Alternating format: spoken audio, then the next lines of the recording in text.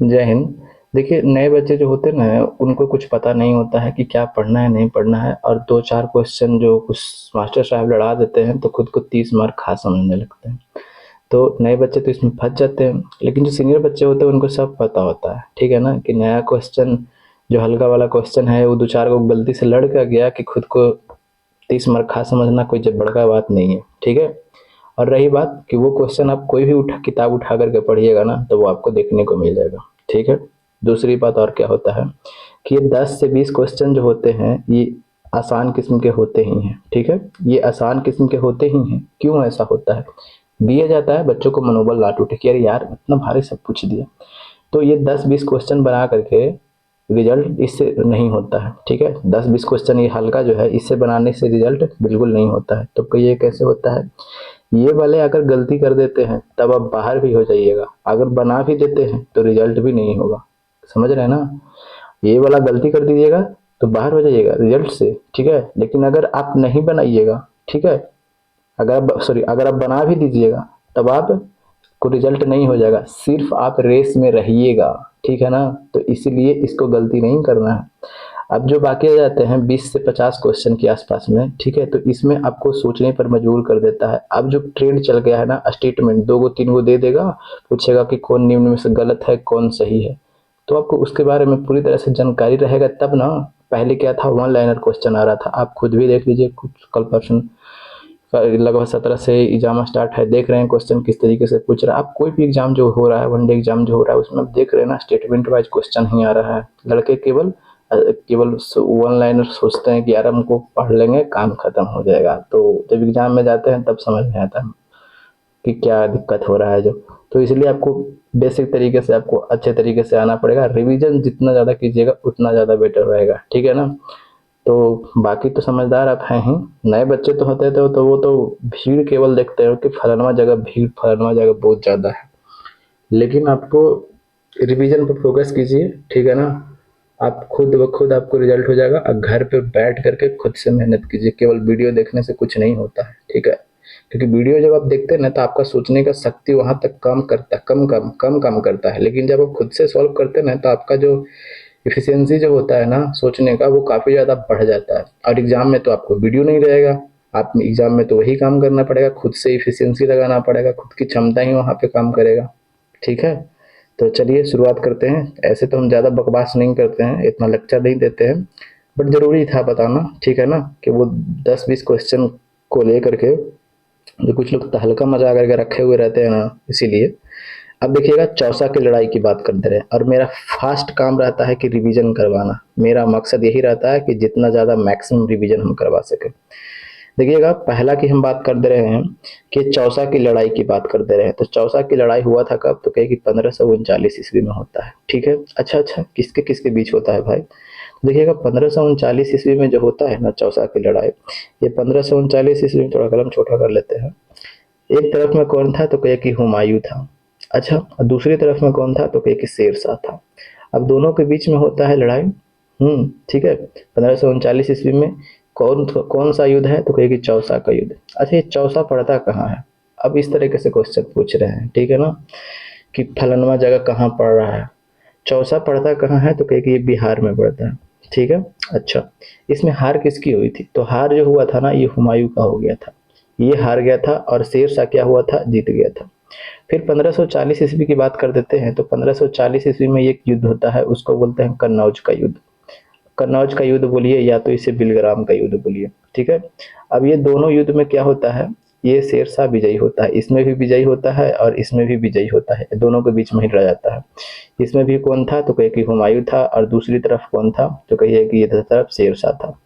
शेरशाह इसमें भी क्या होता है? जीत जाता है। इसके बाद जब युद्ध हारता है, ये कन्नौज का युद्ध, ठीक है, तो इसकी सत्ता हमेशा के लिए खत्म, हमेशा के लिए नहीं, 15 साल के लिए खत्म हो जाता है, ठीक है। किसका? हुमायूं का।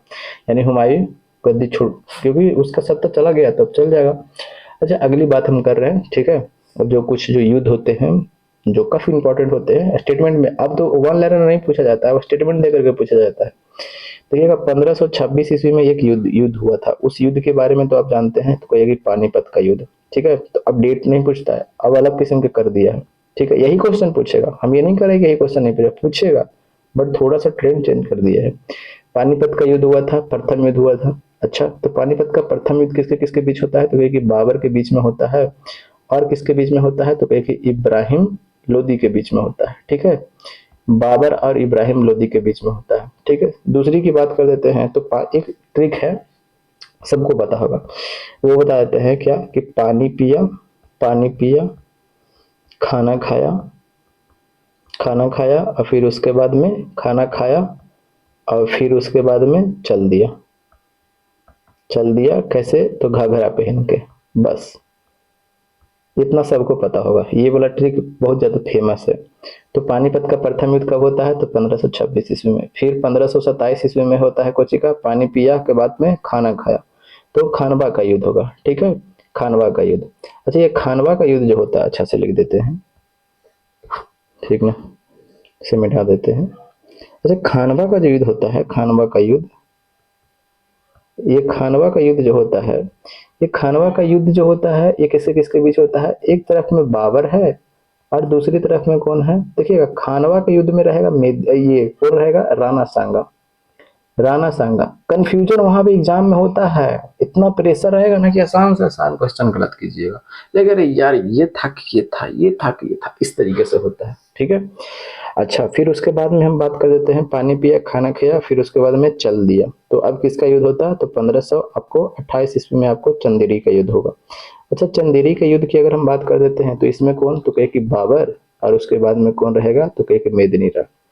ये मेदिनी रॉय इसमें आपका भाग लेता है। ठीक है, फिर उसके बाद की बात कर देते हैं तो किसका युद्ध? तो कहे कि घाघरा का युद्ध। तो घाघरा का युद्ध कितना होता है? तो 1529 ईस्वी में। अच्छा, ये घाघरा का युद्ध में कौन कौन? तो एक तरफ में कौन है? बाबर है, और दूसरी तरफ में कौन है? अफगान है।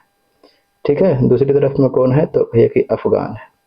अब ये चारों के चारों युद्ध में बाबर विजयी होता है। ठीक है, चारों के चारों युद्ध में बाबर विजयी होता है और 1530 ईस्वी में बाबर का क्या हो जाता है? मृत्यु हो जाता है।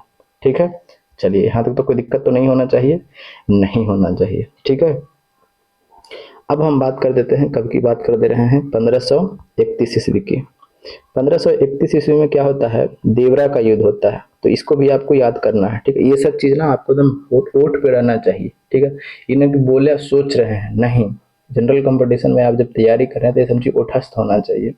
इतना बार रिवीजन कीजिए ना दोस्त कि एकदम ओट पे रहे, कोई उठा करके पूछना, अरे रणवा जी कितना में हुआ था, तुम फट सुना आ जाना चाहिए। ठीक है, देवरा का युद्ध की अगर हम बात कर देते हैं तो 1531 ईस्वी में हुआ था। ठीक है, अच्छा, 1533 ईस्वी में हुमायूं जो था, ये दीन पनाह एक भवन बनाया था, दीन पनाह भवन। और आप आगे चल करके देखिएगा 1500 पता क्या था यार, रुक जाइए भाई, गेट खोल लेते हैं, बिल्ली अंदर रूम में ही बंद है। चलो अब देखिएगा 1531 ईस्वी में देवरा का युद्ध होता है। 1533 ईस्वी में क्या था? दिन पनाह एक भवन बनाता है। कौन? तो कहे कि हुमायूं बनाता है। कौन बनाता है? तो कहिए कि हुमायूं बनाता है। ठीक है, और 1539 ईस्वी में तो हमने देखा ही कन्नौज का युद्ध, चौसा का युद्ध। और 1540 ईस्वी में हमने देखा किसका? तो कहिए कि कन्नौज का युद्ध। ठीक है, अच्छा, 1555 ईस्वी में एक युद्ध होता है, सरहिंद का युद्ध। अब ये सरहिंद के युद्ध में भी के बाद इसको क्या होता है? हुमायूं का पुनः गद्दी मिलता है। और फिर 1556 ईस्वी में, एक साल के बाद, ये क्या हो जाता है? इसका मृत्यु हो जाता है। ठीक है, नेलपुल एक व्यक्ति था, नेलपुल। ये नेलपुल ने क्या बोला था किसके बारे में? हुमायूं के बारे में, कि ये जीवन भर भटकता रहा, लड़खड़ाते रहा, और लड़खड़ाते हुए ये क्या हो गया? मर गया। कैसे? क्योंकि दिन बना एक भवन जो बनाया था, तो उसके सीढ़ी जो था ना, सीढ़ी, ये सीढ़ी जो था, इसी सीढ़ी पर से गिर करके ये लुढ़कते लुढ़कते लुढ़कते बेचारा यहाँ पे आके चल गया, निपट गया। ठीक है ना, तो पूछता है कि कौन व्यक्ति कहा था कि वो जीवन भर लड़खड़ाता रहा, लड़खड़ाते हुए ही वह निपट गया? तो कोई कौन कहा था? तो नीलपुल ने कहा था। ठीक है, अच्छा, एक गुलबदन, छोड़िए, इसके रहने देते हैं, आगे हम इसका चर्चा करेंगे गुलबदन बेगम की। ठीक है, चलिए कि बताइए देते हैं। चलिए देखिए, हुमायूं नामा की एक लिखा गया था, वो पूछा जाता है हुमायूं नामा। तो किधर आ था? हुमायूं नामा किसके द्वारा लिखा गया था? तो हुमायूं नामा जो लिखा गया था ना, ये गुलबदन बेगम के द्वारा लिखा गया था। गुलबदम बेगम के द्वारा लिखा गया था। चलिए, अब तो कोई दिक्कत नहीं है, आगे देखते हैं अगला पर। अब देखिएगा, ये क्वेश्चन की बात किया जा रहा है, इसका स्क्रीनशॉट ले लीजिएगा, तब ले लीजिए, ठीक है। अब देखिए अगले क्वेश्चन पर हम चलते हैं। बराह मिहिर थे, बराह मिहिर की हम बात करते हैं तो ये बराह मिहिर जो थे क्या थे, ये पूछा गया। तो हम आपसे पहला ही क्वेश्चन दागते हैं क्या कि ये बराह मिहिर किसके दरबार में रहते थे, क्योंकि आज ये क्वेश्चन पूछा है, कल होकर के कुछ और पूछेगा, ऐसे ही पूछ भी रहा है, ठीक है ना। तो सबसे पहले आप बताइए कि किसके दरबार में ये रहा करते थे। तो दरबार की अगर हम बात कर देते हैं तो देखिएगा, दरबार में ये दरबार में रहते थे, चंद्रगुप्त द्वितीय के दरबार में रहते थे, चंद्रगुप्त द्वितीय के दरबार में। अच्छा, चंद्रगुप्त द्वितीय की अगर हम बात कर देते हैं तो यानी गुप्त वंश से संबंधित है, तो देखिए हाँ, इन्होंने एक उपाधि धारण किया था, उस उपाधि को सबसे ज्यादा पूछा जाता है, वे उपाधि का नाम क्या है, तो कहे कि विक्रमादित्य।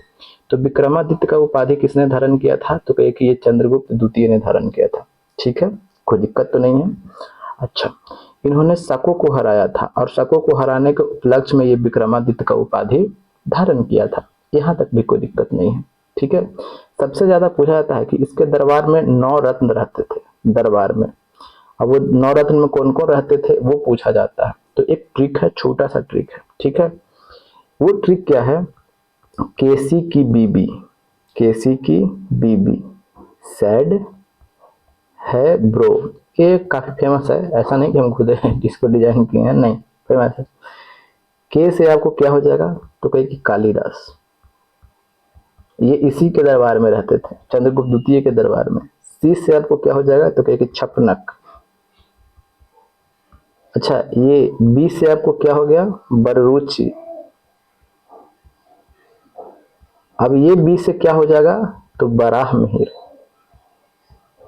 चाहेंगे ना दोस्त तो हम यहाँ पे टिक लगा करके बढ़ जाएंगे, आपको भी लगेगा कि फलाना इतना घंटा में हमने इतना क्वेश्चन बनाया, लेकिन हम गारंटी कहते हैं भाई कि अगले बार से कुछ थोड़ा सा भी चेंज करेगा ना तो नहीं बन पाएगा क्वेश्चन, ठीक है ना। अब देखिएगा, दो गो तो हो गया। एस से क्या हो जाता है, देखिए शंकु। ए से क्या हो गया, अमरसी। डी से क्या हो गया, धनवंतरी।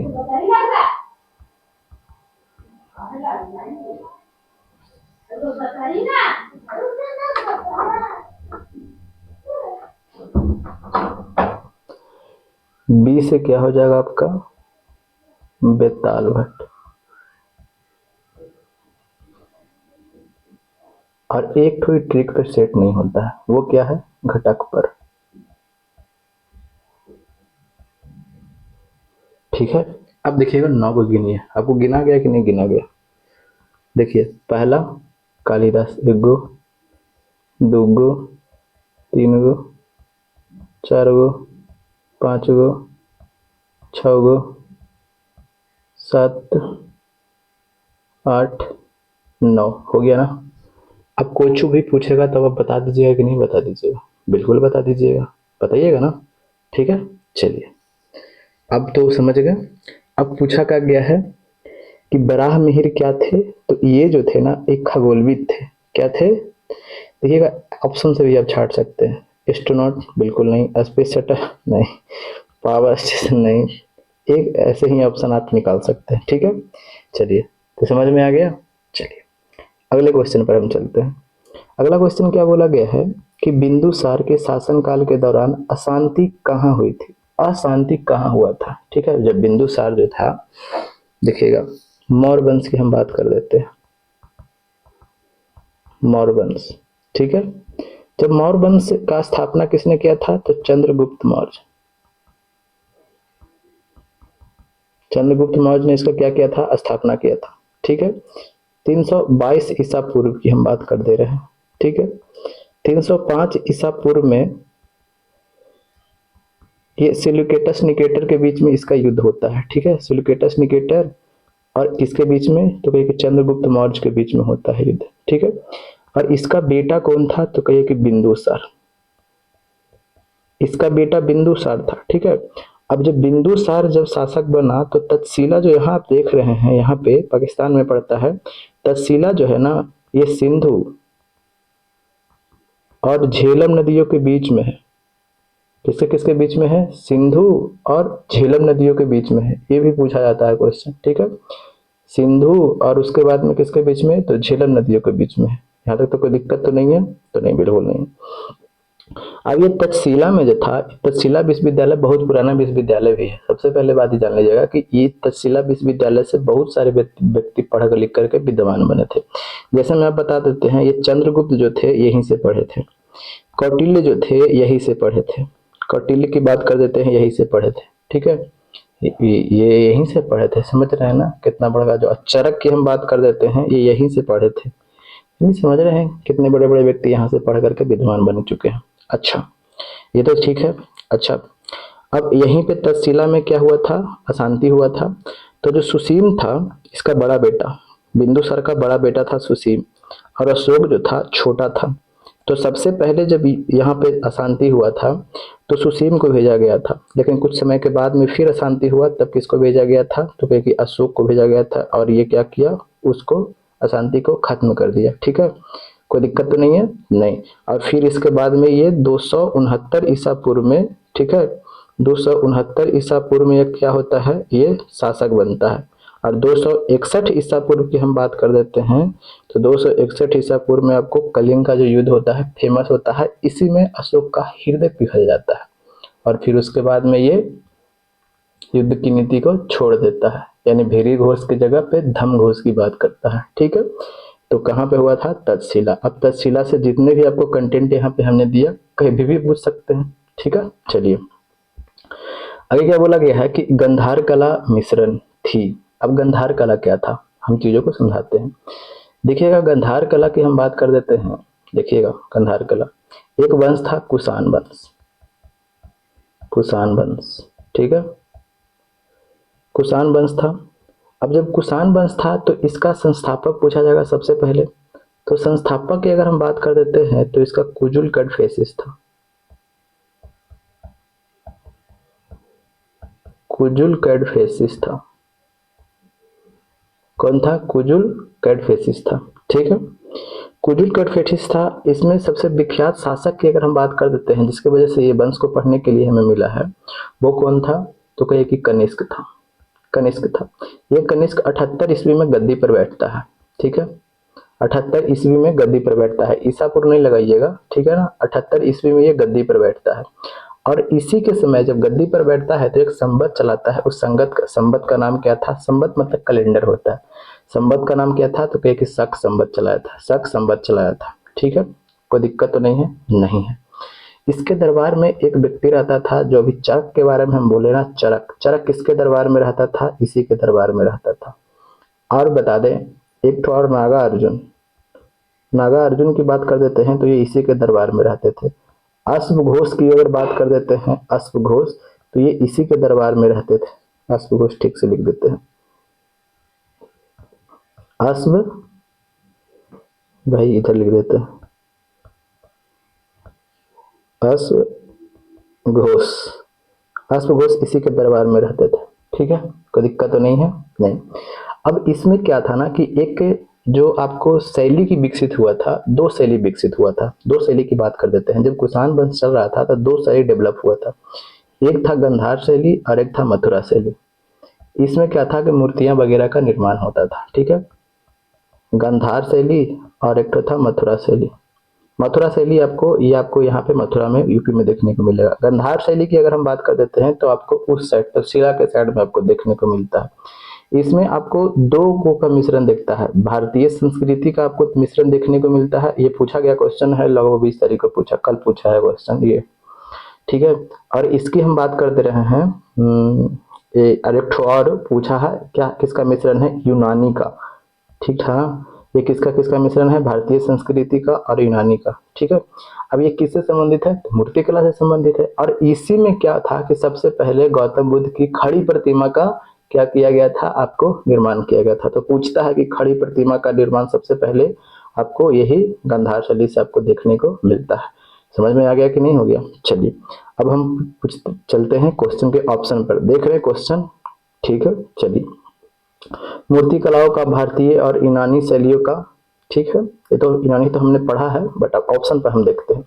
मूर्ति कलाओं की भारतीय और चीनी का, चीनी तो बिल्कुल नहीं था, काट दीजिए। मूर्ति कलाओं की भारतीय और फारसी, फारसी भी नहीं था, खत्म कर दीजिए। तो इनमें से कोई भी तो नहीं होगा क्योंकि यहाँ पे यूनानी दिया हुआ है, तो ऑप्शन नंबर ए हो जाएगा। ठीक है, चलिए आगे क्या बोला गया है कि बौद्ध धर्म के संस्थापक कौन थे। तो काफी आसान सा क्वेश्चन है, ठीक है ना, इसमें टाइम नहीं देना है। तो गौतम बुद्ध थे। ठीक है, चलिए आर्यभट्ट क्या थे। तो आर्यभट्ट क्या थे, प्रशासक थे, राजनीतिक थे, खगोल शास्त्री थे। तो काफी आसान सा क्वेश्चन है, इसमें बिल्कुल टाइम नहीं देंगे। गौतम बुद्ध के संवादों की भाषा क्या थी। अब देखिए गौतम बुद्ध की बात कर देते हैं। इनका जन्म जो होता है 563 ईसा पूर्व में इनका जन्म होता है। 563 ईसा पूर्व में इनका क्या होता है, तो कहे कि जन्म होता है। ठीक है, फिर उसके बाद में 483 ईसा पूर्व में इनका क्या हो जाता है, तो कहे कि मृत्यु हो जाता है। ठीक है, होता है ना। इन्होंने जो उपदेश दिया था वो उपदेश कौन सी में भाषा में दिया था उपदेश, ये उपदेश जो दिया था पाली भाषा में। कैसे में दिया था, तो कहे कि पाली भाषा में ये उपदेश दिया था। ठीक है, अच्छा इनकी ज्ञान की प्राप्ति जो हुआ था, वो ज्ञान की प्राप्ति में इनके दो गुरु प्रमुख हैं। ठीक है, पहला गुरु और एक है दूसरा गुरु। पहला गुरु कौन थे, तो कहे कि अलार कलाम थे। अलार कलाम थे। अब इस तरीके से क्वेश्चन पूछता है, स्टेटमेंट में दे देगा कि पहला गुरु थे और दूसरा गुरु कौन थे, तो कहिए कि रुद्रक रामपुत्र। रुद्रक रामपुत्र। अब क्या होगा, रुद्रक रामपुत्र थे, तो अब पहला का दूसरा, दूसरा का पहले कर देगा। ठीक है ना। ये अलार कलाम कहाँ के थे, तो कहे कि ये वैशाली के थे। ठीक है, अब ये कौन सा दर्श सीख इनको दिए थे, तो ये जो सीख दिए थे इनको सांख्य दर्शन का सीख दिए थे। किसका, सांख्य दर्शन का। ठीक है, और ये जो दिए थे रुद्रक रामपुत्र जो दिए थे, ये आपको योग दर्शन का शिक्षा दिए थे, योग दर्शन का। ठीक है, तो इस तरीके से क्वेश्चन अब बनते हैं। समझ में आया।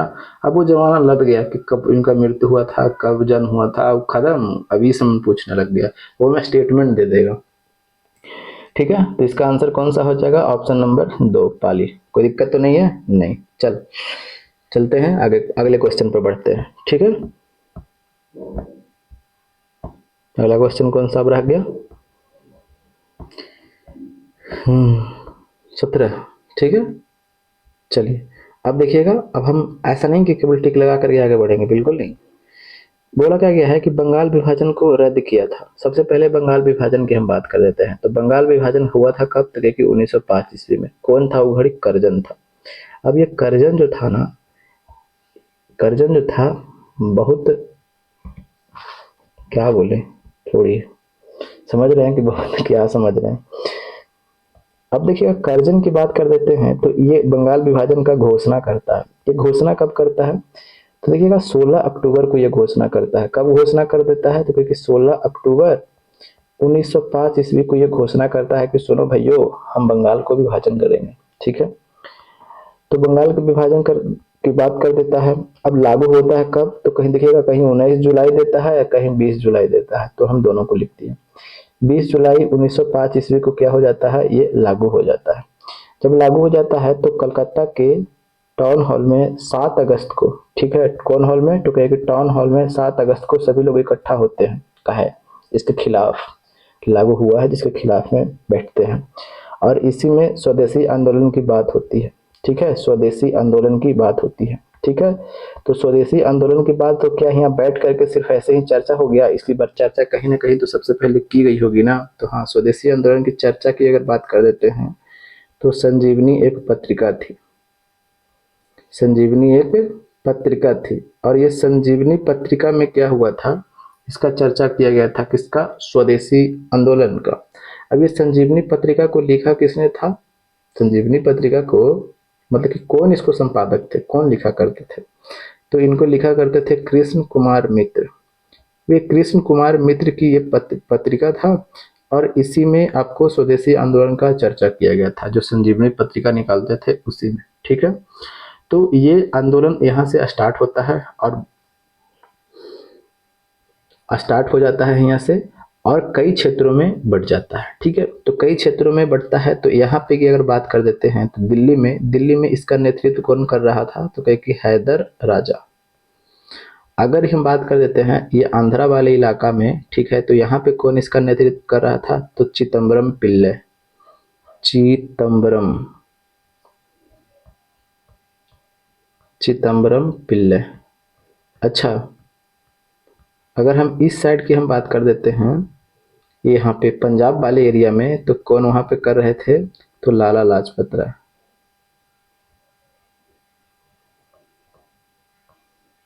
ठीक है। अगर हम बात कर देते हैं इस एरिया में, बंगाल और पूना के एरिया में, तो कौन? बाल गंगाधर तिलक। बाल गंगाधर तिलक। ठीक है। अब क्या होता है कि 1911 ईस्वी की हम बात कर दे रहे हैं। 1911 ईस्वी में एक दरबार का आयोजन करवाता है। उस समय कौन था? तो उस समय था लॉर्ड हार्डिंग। लॉर्ड हार्डिंग था। और जब लॉर्ड हार्डिंग जब था, ठीक है, अब जब लॉर्ड हार्डिंग जब वायसराय था, तब किसका आयोजन करवा रहा है? दरबार का। ठीक है। अब ये दरबार में कौन आएगा? तो कहे कि अंग्रेज का राजा आएगा। अंग्रेज का राजा कौन था? यानी ब्रिटेन का राजा कौन था? तो कहे कि जॉर्ज। कौन आएगा? तो कहिए कि जॉर्ज पंचम आएगा। अब ये जॉर्ज पंचम के साथ में इनकी अर्धांगिनी आती है। उनका अर्धांगिनी का नाम क्या है? मेरी। ठीक है, वो मेरी भी आती है। और इसमें आपको कई सारे घोषणा किए जाते हैं। ठीक है, जैसे में बंगाल विभाजन रद्द, बंगाल विभाजन को रद्द किया गया। ठीक है, चलिए, कोई दिक्कत तो नहीं है। राजधानी को स्थानांतरित करने की बात किया गया कि अब कलकत्ता के बजाय अब दिल्ली राजधानी होगी, जो 1 अप्रैल 1912 से क्या हो जाता है? लागू हो जाता है। ठीक है, 1 अप्रैल 1912 से लागू हो जाता है, लेकिन घोषणा 11 में ही होता है। ठीक है, राजधानी घोषणा 11 में होता है, लेकिन लागू की बात कर देते हैं तो वो कब होता है? तो कहे कि 12 में होता है। यहाँ तक तो कोई दिक्कत तो नहीं है। ठीक, चलिए। अब 1912 में ही क्या होता है कि रास बिहारी जो बोस थे, वो लॉर्ड हार्डिंग पर बम फेंकते हैं, इस पर बम फेंकते हैं। ठीक है, और इसमें ये बच जाता है। फिर यहाँ से बाद रास बिहारी बोस जो क्या होते हैं? भाग जाते हैं। ठीक है, तो इसका आंसर कौन हो जाएगा? तो ऑप्शन नंबर 2 हो जाएगा। ठीक है, तो बस यहीं तक रखते हैं। सेशन के बारे में बताइएगा। ठीक है, बस यही करेंगे। खुद से मेहनत कीजिए। जय हिंद, जय भारत, वंदे मातरम।